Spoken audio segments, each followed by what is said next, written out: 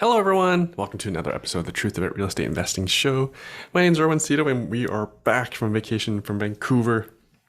Carrie and I, we made it. We brought the kids for the first time to Vancouver, but we have bigger news. Cherry and I are expecting. We're expecting a coming together on November 12th, 2022 for the Wealth Hacker Conference. Woo woo!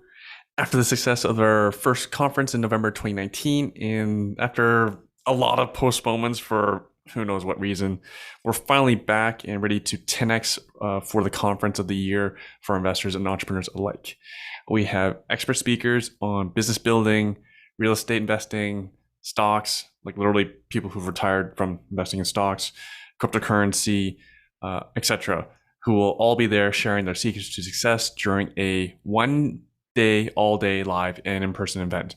There won't be an online person, just good old-fashioned networking, handshakes, being face-to-face, rubbing elbows with like-minded investors like yourselves, all 17 of you listeners. For some of you who've been around a little bit longer and who've been sick of not going out and stuff, for many of you, this will be a homecoming to see your friends from all the investor organizations, the Real Estate Investment Network, Keyspire, Rockstar, Legacy / Rich Dad, iWin, Stock Hacker. They're all cool people, and we're inclusive like that. So everyone's invited, and pretty much everyone's going to be there. So hopefully you'll be there too.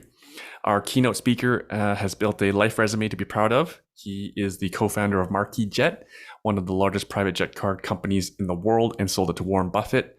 He was a partner in Zico Coconut Water. I've bought the product myself at Costco. It's lovely.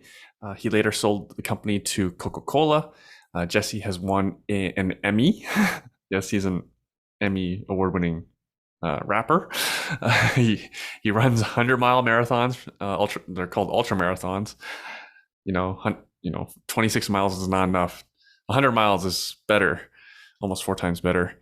He runs those in his spare time, and he's married to billionaires Sarah Blakely, the founder of Spanx, and they have 4 children together. And I mentioned Jesse again, life resume. For fun, he hired former Navy SEAL David Goggins, one of the most fittest men in the world, to train him for 31 days. David lived with Jesse and Sarah. And in the book, New York Times bestselling book, Living with a SEAL, Jesse details the experience of having David Goggins live with you and train you personally, privately. It's both inspiring and insane and hilarious. If you do the audiobook like I did, wear headphones. A lot of the words are not safe for the office environment or young ears. It's David Goggins. Of course it's not. We're currently running a promotion on ticket prices. It's currently early bird pricing, so it's 50% off.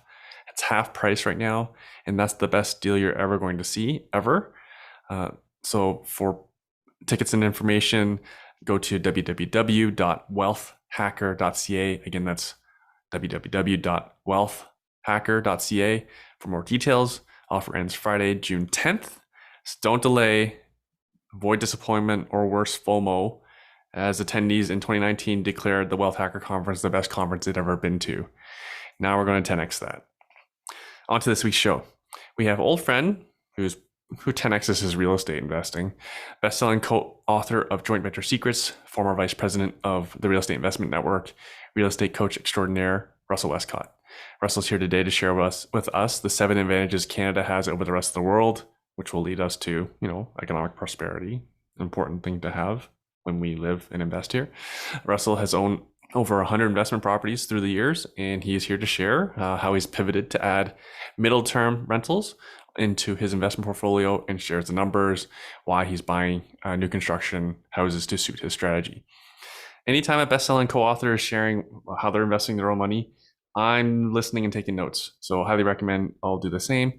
As always, it's an honor to welcome back my old friend, Russell Westcott. Please enjoy the show.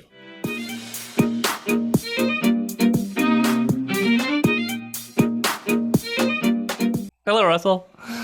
Erwin, how are you, my friend? Good to see you, brother. Like I said before we're recording, it's just like scrambling to get stuff done before I come visit you, because that's the lone reason we're coming to Vancouver.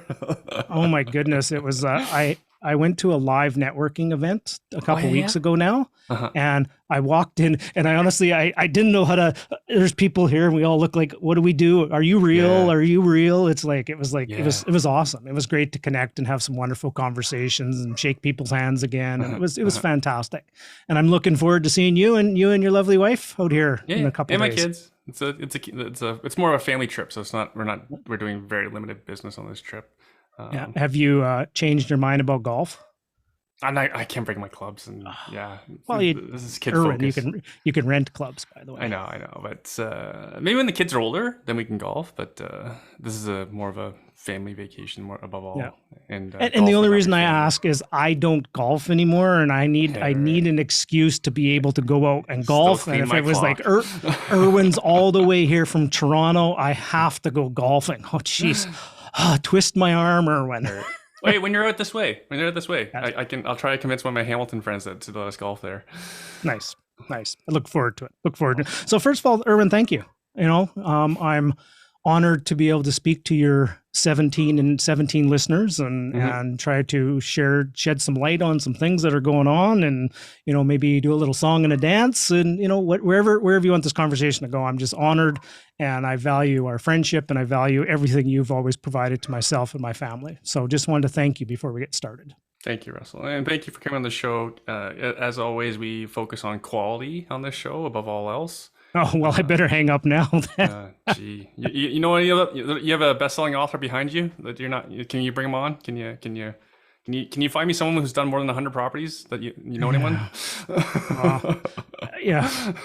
However, I probably have made more mistakes than I've done success, and I'm always open to share everything, and sometimes the failure and the mistakes are the better teacher than only hitting home runs and bottom of the ninth grand slams, right? You learn more from the missteps than you do from any of the successes that you will ever do. And I keep telling my lovely wife, I go, if that's the case, holy moly, there's something big coming for us down the pipe here. You bring up a great point, but also it leads me to something else. In this current correction that we're in, I don't even know if you guys even feel it at all in Alberta, but we're here in Ontario, we're down, in most markets we're down around 15%. It varies depending on what the asset is. But for the stuff that I look at for investment grade, we're probably down around 15%. So we're probably pushed back to like December, November of last year. But what saves all of us is we've always focused on positive cash flow. Now, how important has it been for you that your portfolio of positive cash flow from the beginning, like over a decade ago? Yeah, it's, to the point where people would sit there and go, Russ, you're such a broken record. You keep talking about what the income that the asset generates is one of the most important things. The price is not that important, but you have to have enough income to support the asset. And people just eventually become Charlie Brown's teacher, wah, wah, wah, wah, right? Interesting is, so to succinctly answer your question, out in Alberta, we're not really seeing anything at the moment. As a matter of fact, we have a lot of... Even with interest rates going up, nothing. Yeah, we see a little slowdown in sales. Instead of it being, record sale, it's like plus 4% sales, or it's flat to a year ago type thing. It's nothing going down. As a matter of fact, I'm actually welcoming it. Because I'm seeing what's happening, and my business partner and I were just sitting there going, it was unsustainable what was happening for the last couple months. So it just gives us a little bit of a pause to actually fill the tank up with some more good assets again, and the numbers are better than ever. Like to be brutally honest, I'm, and I know this might sound really bad if a tenant is listening to this, but we're raising our rents significantly, significantly. There's been no inflation. So you shouldn't raise your rents because there's been no inflation at all. But here's the thing, Erwin, in my personal opinion, out in Alberta, we're so under rented compared to other markets. Like I'm renting a house, like a full brand new spanking house for like $2,000 a month in the fourth largest city in the country. It's renting for $2,000. I have conversations with people that are renting condos out your neck of the woods for $2,400 for 600 square feet. Maybe I'm renting 2,000 square feet for $2,000. Right? Square foot, sounds fair. And then especially when you factor in the incomes that the people make, in the province. They make significantly more in income, and they keep more because the taxes are less, right? They don't have Right. PST as just a starting point. Right. So they can afford to pay more. Like we were just negotiating Hummin and Hawn, and we were raising our rents $175 a month across many of our properties. So going from 2,000 to say, let's say 2,175. And even the market's a little bit higher than that for rentals. We're getting, back in the good old days of you put an ad up and you get 150 phone calls. We're starting to get those again out in Edmonton, that area. Now, every product is a little different. Every market's a little different. Older deferred maintenance properties don't get that. They'll get like $1,000 for rent, and brand new stuff attracts a really higher quality tenant. We'll get anywhere between 2,000 and 2,400. Mm-hmm, mm-hmm. So Russell, I appreciate that we have to talk in broad strokes when we first introduced this subject. Now, can you drill down a bit more into what you're focusing on these days? So before we were recording, you mentioned I don't know if there's a term for it. I call it middle term rentals, middle term rentals. So not short term, not long term. Yeah. Well, there's two things. So essentially there's three thrusts that I'm doing within my real estate portfolio. And it all focuses around new construction, like brand new properties, high quality properties, designing them with the builder, designing from the ground up, building them, put my fingerprint, put our team's blueprint on it, and just design really high quality stuff that people want. Okay. Alberta, and I believe Canada is positioned, and we can talk maybe later about this, but I think Canada is positioned to be a world leader on the marketplace out there right now. And within Canada, I believe Alberta is the greatest opportunity for the next decade. That's my personal belief based upon what I see, and I see markets across the country. So what I'm now doing is I'm starting to pivot my portfolio. When I get a new house built, we're adding like $20,000, that's a rough number, to the purchase price, and we're fully furnishing them. And we're going to rent them out as fully furnished, fully furnished houses, duplexes, even maybe an apartment condo if it makes sense. Right. So we're going to start putting a furniture package in there. We're going to start attracting insurance displacement, insurance claims. We're going to attract corporate housing. We're going to attract seniors housing. We're going to attract in between, if there's maybe something in between, maybe an Airbnb, but I don't want to go to that level, right?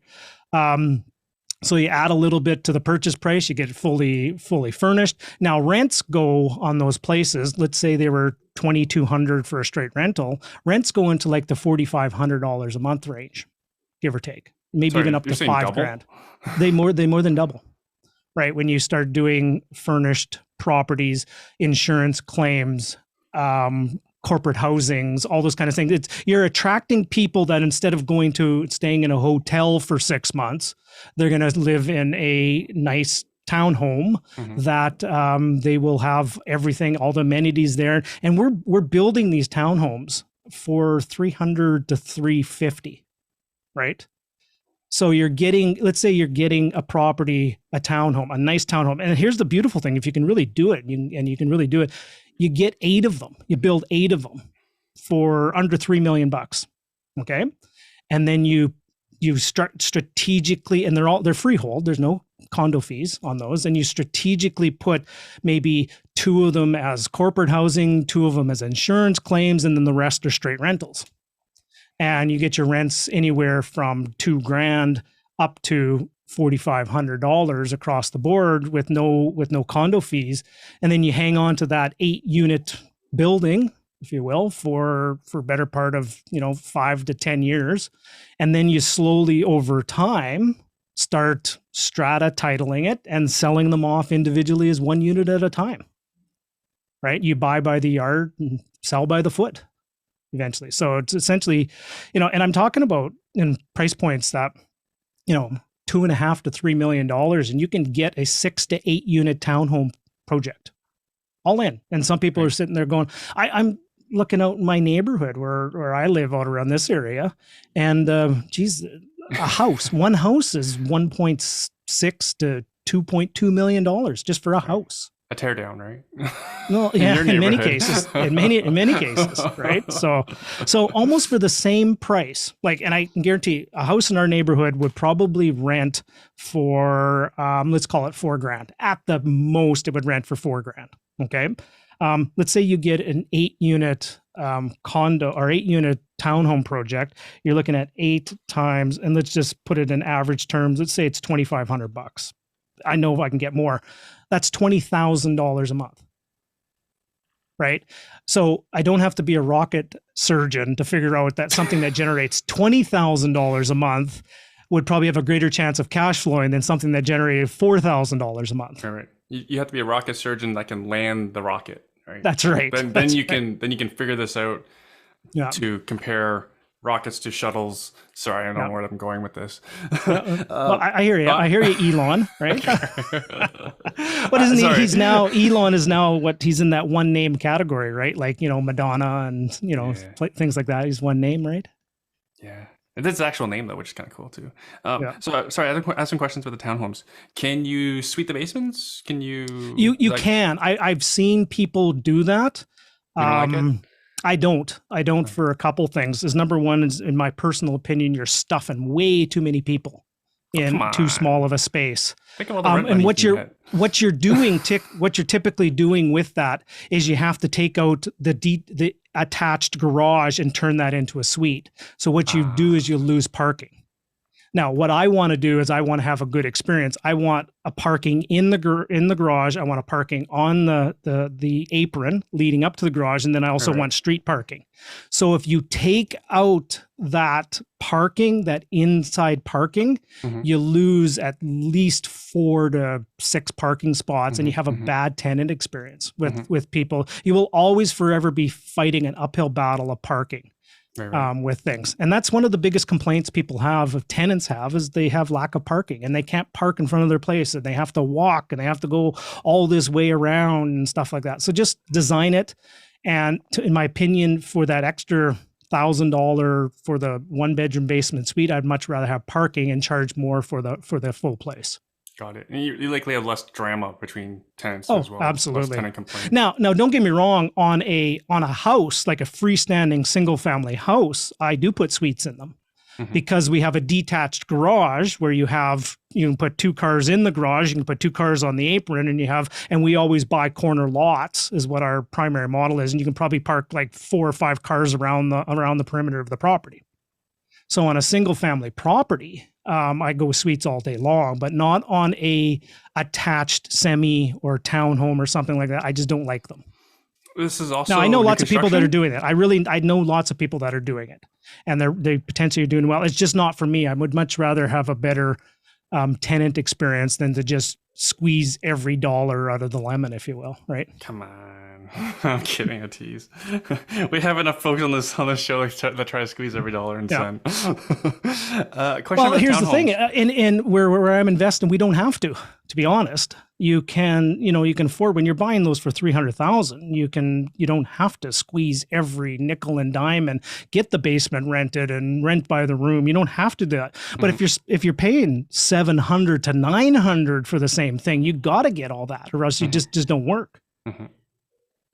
And I'm going to take this opportunity to make a jab about politics. No, So I'm not. cer-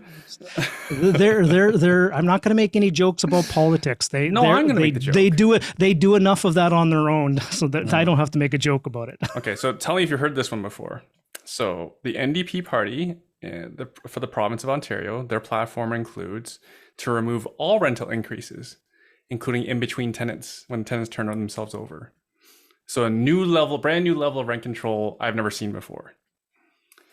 So then I'm confident that they've planned that they would also control all the costs. So my costs would be the same for maintenance as what the previous landlord paid as well. And then we can make this work. So it's win, win, win, win, win. Everyone's going to win in this. And we're talking about Kathleen win. Is that No, where that's we're liberal. That's liberal. Oh, Yeah. sorry. Who- She lost very badly the last election. Erwin, I don't even know where to start with that, to be honest. I think just end it right there. Like, there's nothing to talk about. Like, how is it even? How's it feasible? Here's something for people to consider. Now, I'm going to mention a book reference. I'm going to mention a fairly obscure book, and it's long, and I haven't even read it all. I've actually just started, and I'm familiar with it. I've listened to summaries of it. If you ever read Atlas Shrugged by Ayn Rand, the premise of the story is Atlas, the Greek god who carries the weight of the world on his shoulders, if you will. Mm-hmm. And then the whole concept of the book is what would happen if Atlas shrugged and did not carry the weight of the world on his shoulders. And it was a whole story around what would happen to society if the people that are producing, the people that are creating the results, the entrepreneurs, the people that are taking the risks, the people that are producing all the goods and services for everyone else. What would happen if that group of people shrugged and decided that it just ain't worth it anymore? Now, just imagine, take that analogy to the Ontario housing market. If you, as a landlord, why would you take all that risk on if you cannot change your rents and charge what you need to do to make a little bit of a profit to be able to help your future? You would just sit there and shrug and say, no, thank you. It's not for me. I'll go to Florida. I will go to Alberta. I'll go elsewhere. Then what do you think is going to happen to the rental stock? It'll probably be absorbed by government. And then government has a really good track record of having good housing, don't they? I don't think people understand. That was sarcasm. Right. I've seen it personally. I've seen government run housing. Yeah. Like in Hamilton, for example, there's lots of houses that are boarded up because they don't have the money to maintain them. So the only caution is, and I know the government of Ontario is not listening to your podcast, which they should. They should be one of the 17 that listen. There's no room to cap it. Okay, good.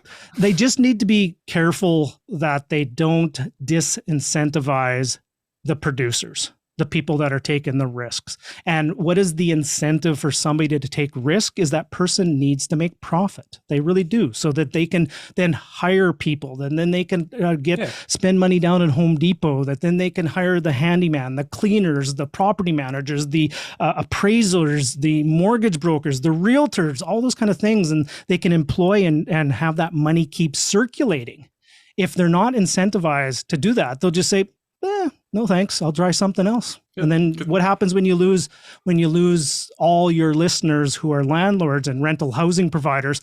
Once you lose them, man, I'd turn the lights out on the last person that leaves. Sorry to be graphic. With we have a 1% vacancy rate in most towns around the GTA. So imagine if all the landlords sold. Yeah. Because I'd definitely be selling a chunk of my portfolio if the NDP ever passed. Well, a lot of people doing that already over the past couple of years. You've had people that you've interviewed on your show that have sold properties, sold part of their portfolio, and divested into other markets, right? Oh, I don't know if Alberta being one, the U.S. being another one, right? I actually think Alberta would be getting even more. I only found out on the weekend that the government in New Brunswick passed rent control. It's for 1 year, but I knew a lot of people that went to New Brunswick because they didn't have rent control and good value. I don't know. Stuff is a lot cheaper than out here. Think about this for a second, Erwin. Two scenarios that I shake my head and I'm not trying to be piling on or anything, is name me one other business, and this is truly a business. We treat this as a rental housing provider. We treat it like a business. Name me one other business where you are capped at what you can charge your customers. There's not too many. If there is, I could be wrong, and somebody please comment down below of a business like that, right? So that's number one. And the other thing that baffles me, especially in Ontario, is if a tenant stops paying you, in my opinion, that's, sorry if this is really, I'm going really out there, but that, in my opinion, that's theft in some respects. And you have no rights to recoup or recover, or it takes you years to be able to do that. And that person could literally be there for years before you can actually get them out. And then what you have to eventually do, Erwin, is you have to reward their bad behavior by paying them money to leave. You reward them. I hope no tenants are listening to this. No, I'm sorry to say that. Like, that's graphic. So here's the thing. And that's true. Just to verify, yes, that is true. I know many people who pay tenants to leave even though they owe them money. Yeah. So you just rewarded them for bad behavior. Yeah. Now, and then they post it on Facebook and tell all their friends. And yeah.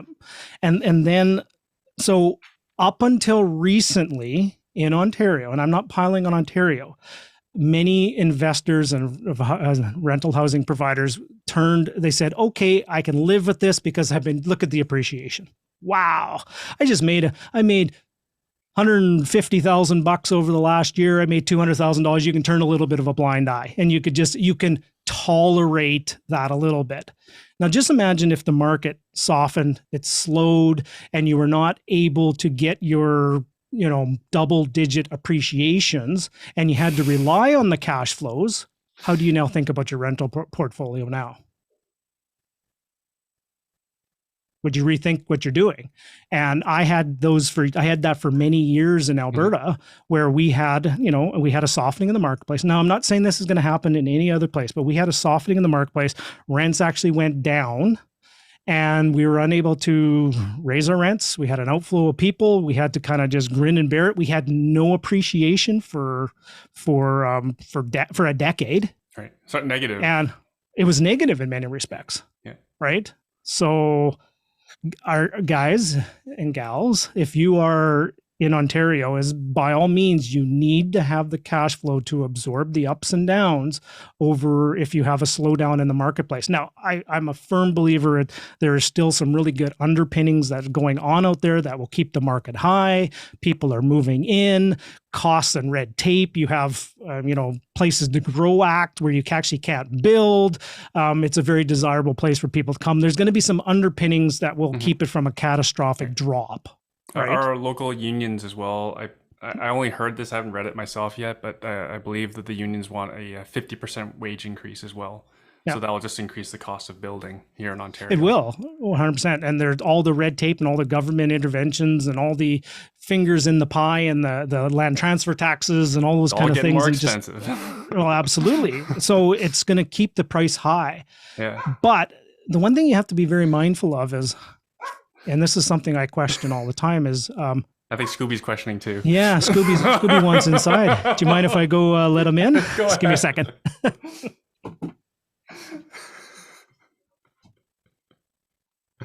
Oh, now that the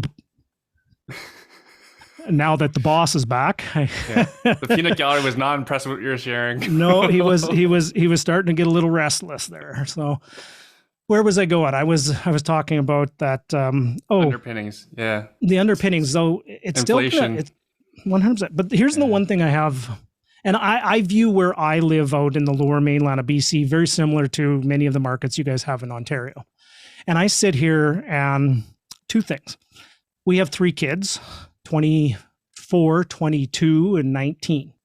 And 2 of them really want to leave home. Two of them really want to leave home. They really do. And go where? But here's the thing. They have down payment. Oh, good. Between Crean and I and money in the bank and grandparents and stuff like that, they have down payment. Okay? But here's the thing. A townhome in this area and a condo in this area are $700,000 to $900,000 to $1 million. That's a good deal.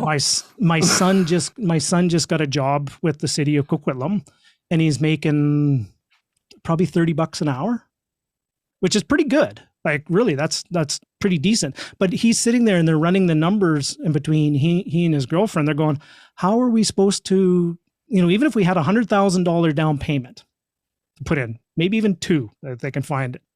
They go, how are we going to make a payment on $700,000 mortgage?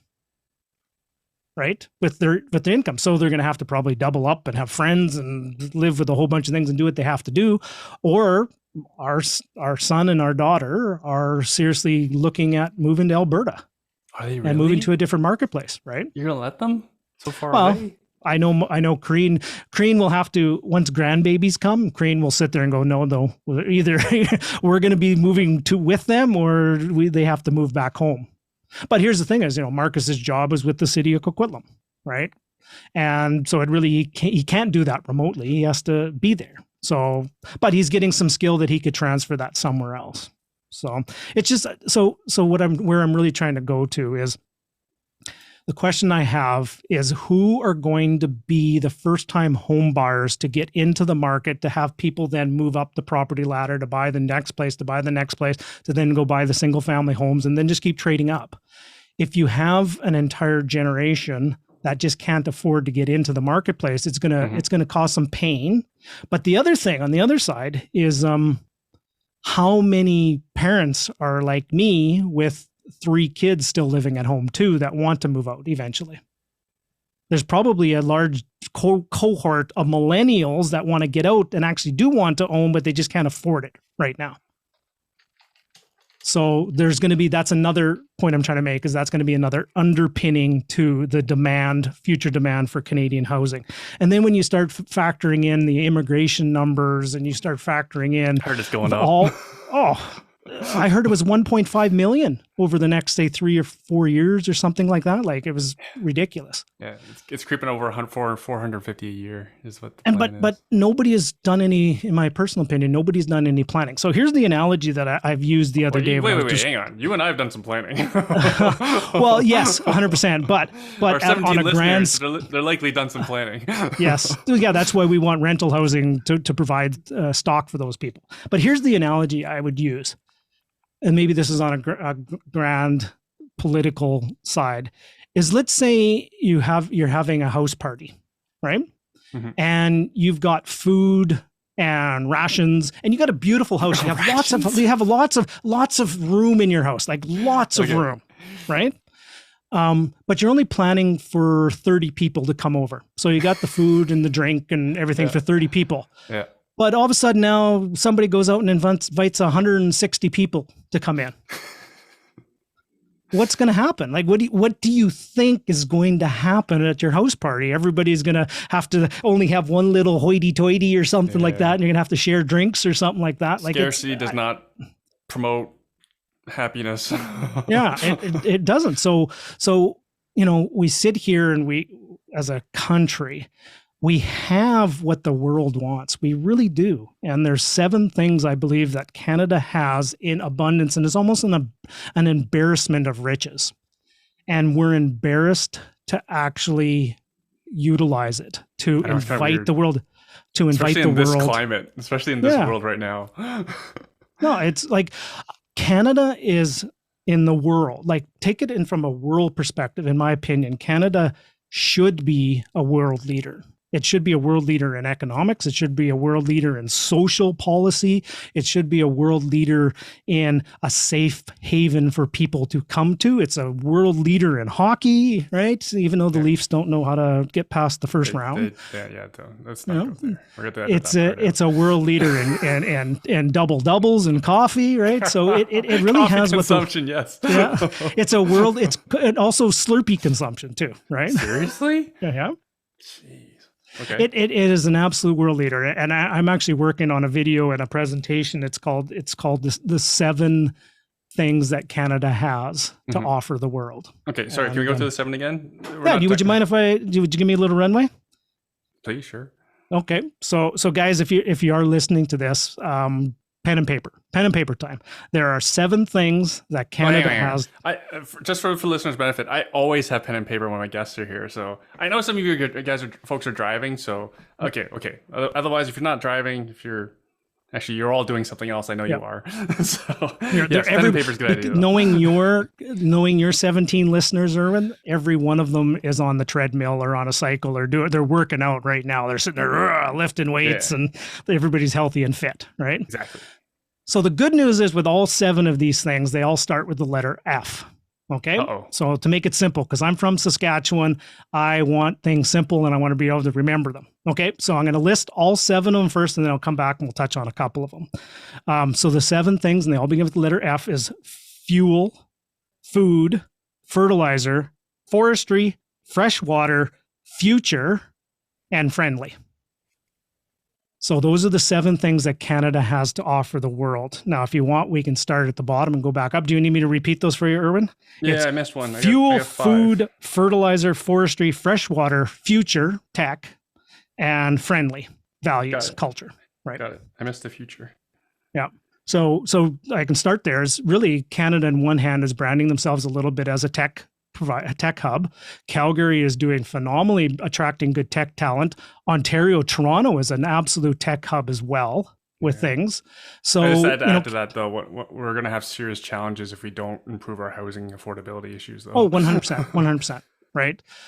That's that, but then that goes to a couple other things that we talked about before. So that's the future. The friendly of the 7 F's is, Canadian values, right? We have values. We have friendly people. We have an immigration policy that will welcome people in, right? We have healthcare. We have all those kind of wonderful things. We have amazing family values. Right.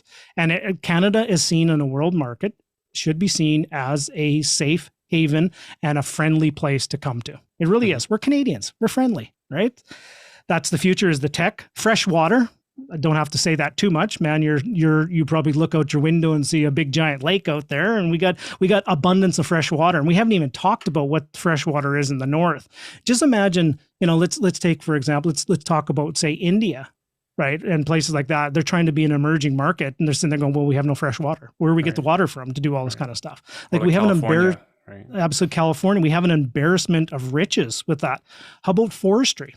Right. We have some of the largest forests in the world, and I'm not saying go knock down and cut every tree out in the boreal forest and stuff like that. But if you have a really good forestry plan where you cut down trees and you keep replanting and replenishing, we have something that we can provide all the housing requirements, the sticks, if you will, to do that. The next is fertilizer. Fertilizer and food. I would talk to those two would probably be together. Is like here's what baffles me sometimes. I'm sorry if I'm getting fired up here. So we have in the prairies, we have some of the largest world-class potash mines in the world. And we take the potash from there and we ship it all the way across the world to other places to take the potash and turn it into fertilizer. And then they ship it back to put the fertilizer on your grass that was 7 miles away from where they actually got the potash from originally. Right? We have an opportunity, I believe, to like one of the things that they're talking about with food production is because of fertilizer. If you think of what's going on in Ukraine and Russia, and that they're some of the largest fertilizer producers in the world, they use Canadian potash to do all that. Right? Just imagine if we actually took care of our own itch and we actually produced our own fertilizer here, right? That you could use that fertilizer to then put onto the crops to then grow your own food here. Now, one of the things that I'm seeing is there's a lot of, a trend towards taking crops and turning it into biofuels and other things like that. Like, man, we need the food producing to be able to feed our country, to feed North America, to feed our people, right? And then that's the food. Not feed our cars. Well, exactly. And then after that, the last one is fuel and energy, which is a really hot button in Canada. But we have a world-class, environmentally conscious energy sector in this country that rivals anywhere in the world. But honest to goodness, we don't do anything with it. We have, for example, when was the last time we actually had some hydroelectric produced, right? Well, we have a Site C dam going up in northern British Columbia, but where's the next one? What's the next thing going? If everybody's moving to Teslas and everybody's moving to electric vehicles and everybody's getting an incentive, I saw this wonderful accountant that put this amazing video out on how you can get like a $30,000 incentive to go buy your electric vehicle. If everybody's going that route, where's the electric coming from? Right? Why do we not have more hydroelectric? Why do we not, this might be a hot button for people, but why do we not explore our nuclear energy things have changed so much in the nuclear industry of creating power. We have the space in the north to create this. We have the uranium. We can probably have more power and electrical up the wazoo than we will ever need with any of that kind of stuff. And that doesn't even count of what we have within our oil and gas industry as well. And you need safe and reliable, inexpensive source of energy to create new sources of energy.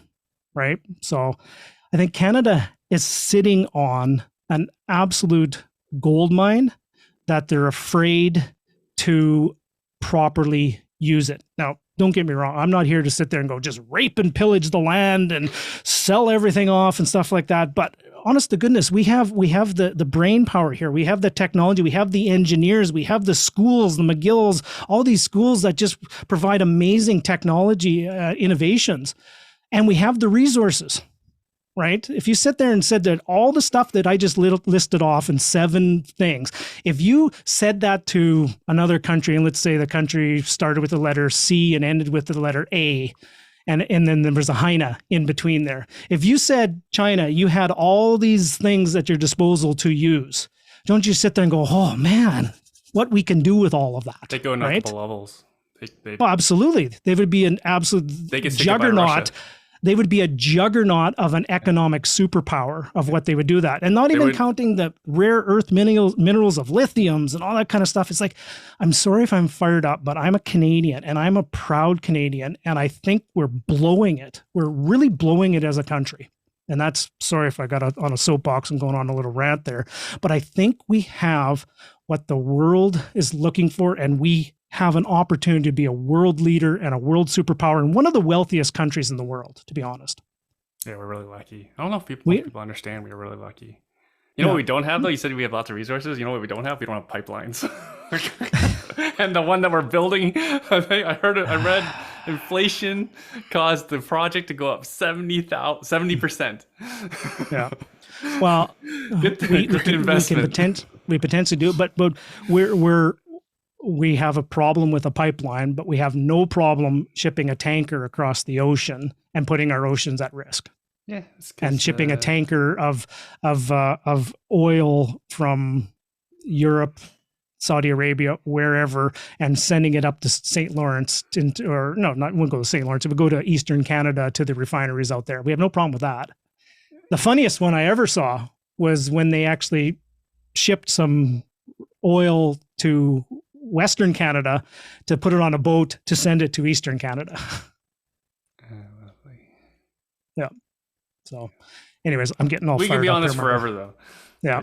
Like, and I'm just working on a little bit of an op-ed piece, a new video on that, on the whole thing is that, Canada, we got what the world needs. Let's not be afraid. Let's not be afraid. Let's step into our power.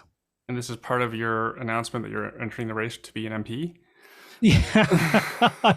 No. I probably have way too many skeletons. Your platform sounds better than buying Bitcoin, man. I don't know.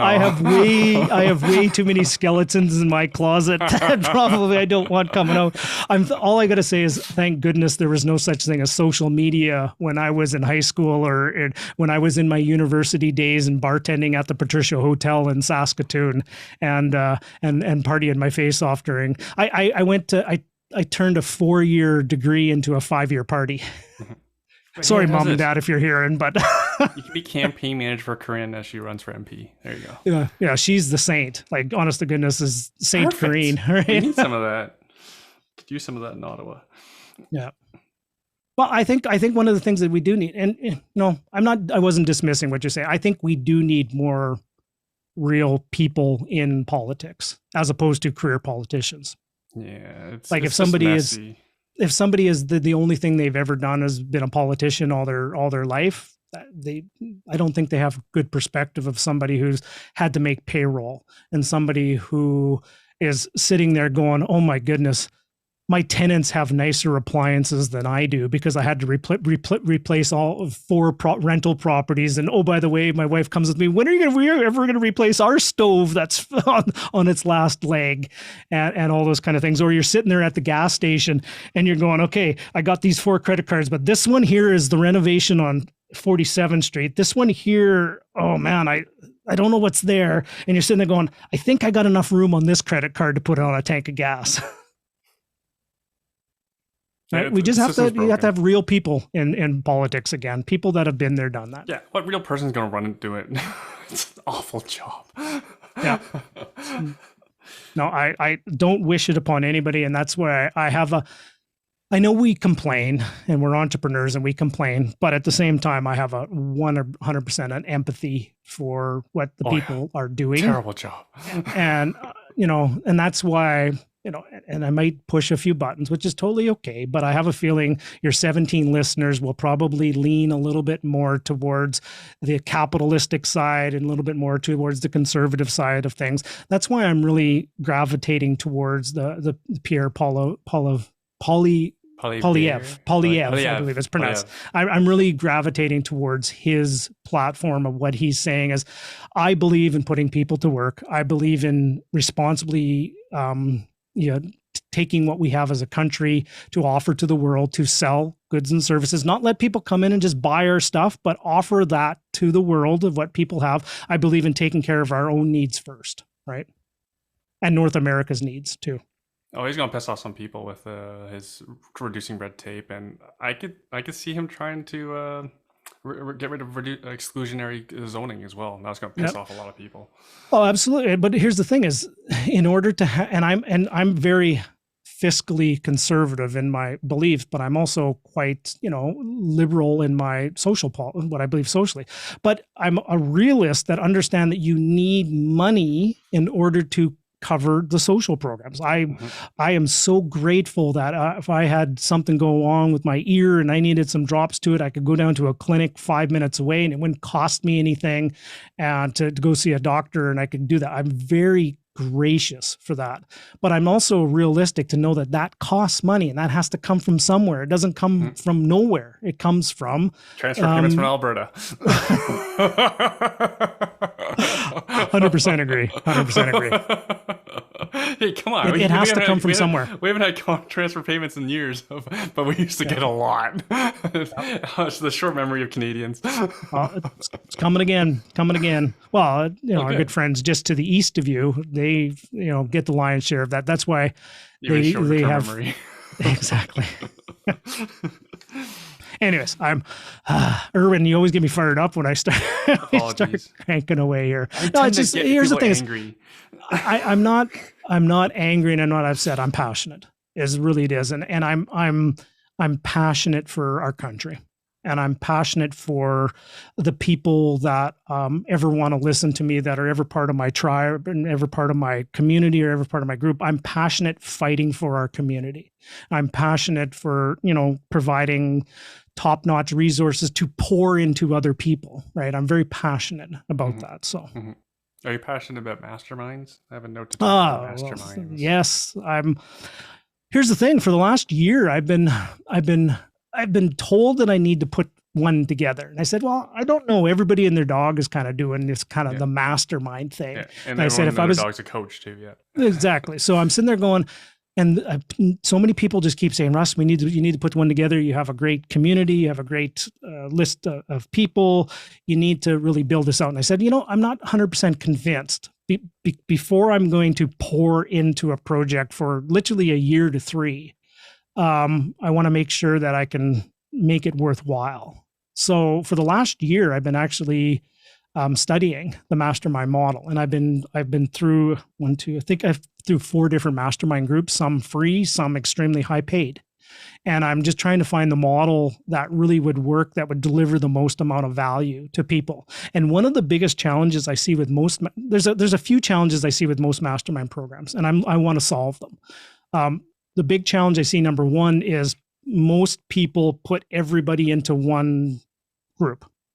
So you literally could be sitting there with a person that is just buying the first place and somebody who has $20 million portfolio, right? And there's function to have that group of people in the same room. But at the same time, the person that's just buying the first is going, what am I going to talk to the person that has 20 million, right? And the person at 20 million, what am I going to talk? So I believe in having, as a starting point, of having them broken into really tight niched groups of like people in the same aspirational targets. right? And one of my core philosophies and my tagline is to, help real estate investors start, grow, and scale the real estate investing portfolio of their dreams. So I'm sitting there going, well, what would I do? Well, let's have a starting group, a starting group, a growing group, and a scaling group, right? And depending on where the thing comes out is, maybe it's the 1 to 5 property group, it's the 5 to 50 group, and it's the 50 plus or whatever. I haven't finalized that yet. So that's the starting point. It's just you in the 50 plus group. Plus, but here's the thing, and that's actually one of the bigger challenges. Talking property, not age here. So yeah, so that's a challenge that I see out there right now. Is a lot of masterminds make it about the leader only, and everybody just kind of hides in the group, and they just watch the leader, and all the leader does is just, here's my deals, and I'm doing this, and this, that, and the other, and everybody just sits there and go, wow, look at that one person, look at what they're doing, and they feel like they're moving forward. I'm going to make my masterminds, I'm going to be the least important person in the group, to be honest. I'm going to hire the experts, the Les Hewitts, the Dan Sullivans, the top-notch people to come in and teach. But more importantly, I want the participants to be the heroes of it. You're going to, Erwin, you're going to lead the next group through, and here's your assignment, and I will lead and help you facilitate to help you be a leader. But then you're going to share what you're doing down in your area and building your business. But then you're going to be the person on the hot seat leading the community, and we're going to grow as a group, as opposed to just one person, right? And then the other one I see is a challenge a lot of time is a lot of masterminds are, I call them afterthoughts, that people will sit there and they'll put it together, and it's an afterthought to everything else they have on the go, and they don't know how to facilitate. And oh, by the way, it's just something they threw together, and it's a part-time, afterthought.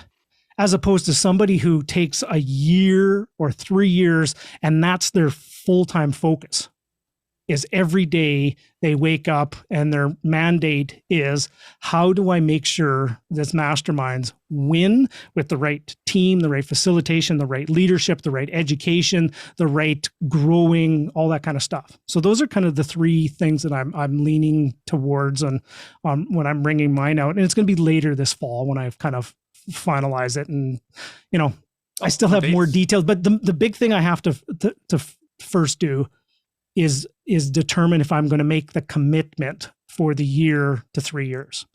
And because that is a very big deal. It's like you literally almost have to put everything else aside to be able to just pour into a group of people for an entire year. And that's, I've tell myself, is if I'm not prepared to do that and make that commitment, I won't do it. Because it's a lot of work. It really is. And some people just sit there and go, oh, well, putting a podcast out or a YouTube video or a coach or a mastermind or something like that. Oh yeah, it's just all, they think about all the money it makes and all that kind of stuff. It's a lot of work. It is a lot of work to do that, especially if you want to do it right. So no dates. Well, I'm leaning towards October, but I have to, I've like I said, for the last year, I've been thinking about it, and it's to the point where I'm now at the point right now where I'm talking to people to be who's, not the hows. Like I'm trying to reach out to, I don't want to just do this all by myself. I want to have a core group of people that as a team, we do this together. Mm-hmm. And Erwin, you are going to be one of the people I'm going to be talking to about this down the road if you're interested. The likes of, I know how involved it is. So yeah, and that's what most people. So what I would do is I would take that on for everybody, but I would probably need a half a dozen of people that would be professionals and experts that can help contribute. And I'm not looking for somebody to take it all on, but I'm looking for some cool people that are of servant hearts, people that have the same values that I do, and people that really just want to pour into others, like the likes of Rich Danby, Thomas Byers, people like that within the community that can help out. Michael Buggs, like just some really genuine, amazing people that have a servant's heart. So yeah, because we need more of that. Too many big projects, big people falling. And So what that means is for me is I have happen. to be a little more efficient with all the projects I'm taking on. Like I'm starting to with, for example, in my Edmonton portfolio, I'm trying to hand off a lot more of the service to other. And I'm actually just very soon to be probably, here's the thing. I have a lot of people coming to me all the time wanting to invest in projects. I recommend Canada, bar none, 100% invest in Canada. And in my personal opinion, the best place in Canada is Alberta. However, not everybody likes Canada. Not everybody wants to invest in Alberta for whatever reason. And I'm not going to argue with people. I have a lot of people coming to me that want to invest in the States. And I've yet to find a project that I would like to align with and really align with. And I finally found one with a person who I'm going to be doing a joint venture with. And we're going to be probably going down into Texas, where he's moving his family down there. And he's going to be doing, that furnished home model that we talked about that I was looking to do in Alberta. That's where I got the idea to do that, because he's taking that model from British Columbia and he's taking it down into the Texas market. Into Austin, the suburbs of Austin. And I'm going to be we just about finalized our joint venture arrangement for doing that too. Right. Fantastic. So I'm just going to stay in my lane. He's going to stay in his lane, and we're going to see what we can do. Amazing. Yeah. So I believe energy is something that we need a lot of, with the amount of people that are going to be coming to North America. Plus, you can say whatever you want about how many more people are going to be on the earth. I've seen forecasts that there might be 2 billion more people on planet Earth in the next 20 plus years. We're going to need energy, right? In order to hold people in planet Earth, right? So I'm looking towards places that are world leaders in safe, reliable, inexpensive, proven energy sources. Hopefully someone comes out of Austin as well. Well, that too. Well, there's an awful lot of people that moved to Austin, right, of late, and they're moving from, not to get political again, but they moved from the blue states to the red states, right? Yeah. So long way of saying it is there's lots on the go. And every day I'm pumped up and excited to hit the ground running each and every day. And, I'm always honored to have this conversation. I very rarely talk about what I'm up to. I really do. I actually talk more about what my clients and my students and people that I pour into. I talk more about what they're up to, because they inspire me every day. Like last night I had a conversation with a fellow who was, he's on the pipeline. He's a welder by trade. He's welding on the pipelines. Good. And he literally has an hour a day between lights out and this, that he can do stuff. And he's working like 6 weeks at a time and then a little bit off. He closed in the last 6 months. He closed on 9 properties in the last 6 months with an hour time frame in between his 14-hour plus shifts. And he's taking on these projects, and I'm just so proud of when they do that. And I tell him, I go, man, you get the most production of anybody I know out of the day because you truly only have an hour to do it. And he goes, well, I have no other choice. He goes, I'm fired up. So I have hundreds of stories like that. I think that person deserves more credit. They want it. Oh, they 100%. Want it more than other people. Oh, absolutely. It's not just the time, resources. But that's actually what I help people get clear on. That's the first part we start working together, is they get clear on their vision board. They get clear on their values. They get clear on their goals. And then I drill right down to a daily basis. What are the 5 things you're doing today to drill up to your 12-month goals, your 90-day priorities, your values, your vision. So I really get people really focused on what they're doing. And a lot can happen in a short period of time if you're focused every day on what you're doing. Mm-hmm. Amazing. Russell, thanks for coming on the show. Erwin, we could go longer here, my friend, but I'm due for a haircut because I gotta look good for my date with you next week. You too. I think you can use some around the ears. High and tight, my brother, eh? Now, Erwin, once again, I know I mentioned this at the start, but I just wanted to thank you. You provide an incredible value for the real estate community by putting on an amazing platform for people to come on and just have little soapboxes to stand on every once in a while and have this conversation and be just fired up. you're good for the community. And I'm from Saskatchewan. We have this old saying is use good people, right? We need more Irwins and Cherries in this world, by the way. Use is a use good people. Conjunction for you are. Yes.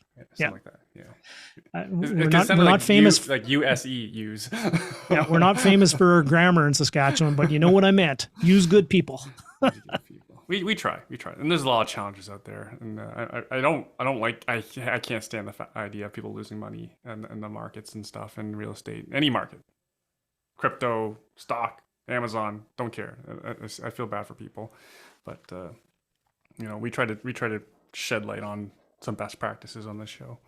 Yeah, and sometimes during these times, it sheds the weak, and it gets an opportunity for people to gain the strength to be able to endure. And these are the gut check moments that people will sit there truly is, one of the things I always will ask the question is, and here's the thing is when I put it out to people, coaching clients, just consultations I have with people, it's the conversation of what if, right? And when what if comes up, most people gravitate towards what if this doesn't work? What if I lose money? What if I fall flat in my face? They mostly gravitate towards the negative to then try to protect themselves of loss, right? I sit there and I go, that's a very valuable question to ask, what if? But what if you win? What if you do the work? And what if it works out? What if you fall flat on your face? You get to find out what you're made of, right? You get to galvanize a team and come up from the ashes like the phoenix from the ashes. And you get to, what if you fail? You actually get to prove what you're made of. But what if you win? What if it does? You get to actually prove what you're capable of if you produce the win. So what if is a very powerful question. What if you lose? Turn it into a positive, and how can you win? What if you win? What are you capable of? So both are very, very powerful questions. And I just want to maybe leave that with people here is ask the question, what if you win? What if you make this? What if you have your vision board? And what if you accomplished every single thing on your vision board? What if you made a commitment, put a stake in the ground that you were going to bring Grant Cardone to Canada, and you put on a big giant deposit on a venue and all this kind of stuff. And you could sit there and go, what if everything went wrong? But you could sit there and go, what if we win? What if we get 1,500 people out? What could happen? Right? And I guarantee if you and Cherry focused on what would go wrong, you probably wouldn't have brought out that event. Yeah, probably. But every day you thought about it probably, didn't you? Oh yeah. I wouldn't recommend it to anybody. Also, what do you mean we got to write us another 6-figure check? Oh, gee. I'm getting butterflies. Yeah. Russell, I'll see you in 4 days, 5 days. Good Lord. Yes. Soon. Yeah. Hey, you mind if I give my website out if anyone's interested? Yeah. Where can folks follow you? Simplest place is my website. My name, Russell Westcott, is the best place. But I'm growing my YouTube channel out. I'm having a lot of fun putting some killer YouTube videos together. So my name, Russell Westcott on YouTube, or I also have a podcast too. So, and you want to know what the name of the podcast is? Yes. I'm just a big giant egomaniac and everything. So here's the story. Here's the long story behind it is I hired a very expensive consulting firm to come in and we went on a retreat and we came out, we brainstormed, we whiteboarded for like an entire weekend and they came up with the name, the Russell Westcott Podcast. Oh, that's a totally joke, by the way. That was Kareen and I going to Whistler and saying, oh, I'm going to do a podcast. What should we call it? Why don't you just call it your name? Good idea. I was actually thinking about calling my YouTube channel the Irwin Experience, but that's enough. Russell, thank you so much for doing this. I appreciate it. Honored to serve, my brother. You're a friend of mine. I can call you a friend, and I can get to see you next week. Yeah, honored to help. All right. Thanks, Russell. Thank you for listening. If you want to learn how to invest in real estate from scratch, my team teaches beginners how to use the #1 investment strategy in a virtual free training class every month. Go to investortraining.ca/podcast to register for our next class. I publish an episode here every week, so subscribe if you want to keep learning from seasoned investors like myself and my guests. Again, if you're ready to learn the nitty-gritty about real estate investing, Register for our next free virtual training class at investortraining.ca/podcast. Again, thanks for listening to the show. Talk to you next week.